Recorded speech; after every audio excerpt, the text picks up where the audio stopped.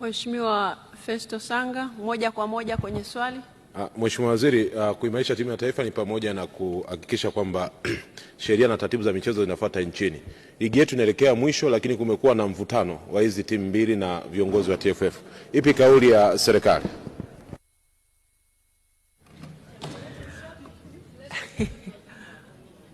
Mheshimiwa Establaya, unataka kumsaidia kujibu Mheshimiwa Naibu Waziri?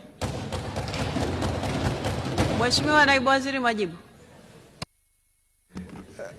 Nakushukuru Mheshimiwa Spika.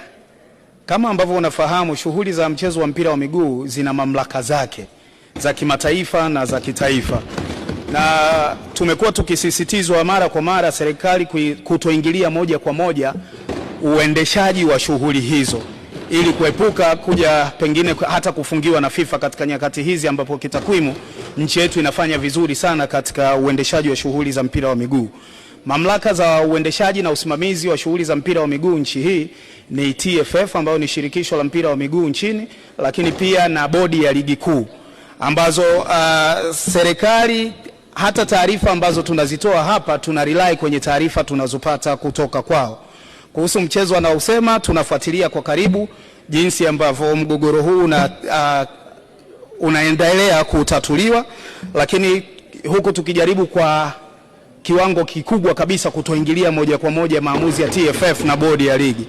Lakini tumekuwa tukifuatilia kwa karibu, eyes on hands off, huku tukisisitiza TFF na bodi ya ligi kufuata na kutekeleza kanuni na sheria ambazo wamejiwekea za uendeshaji wa mpira wa miguu.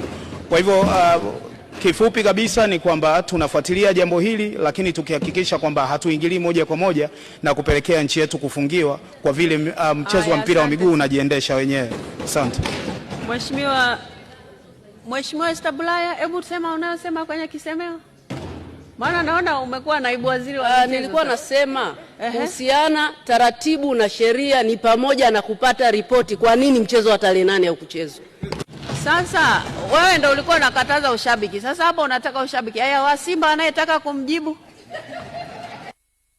Esther Matiko, mjibu.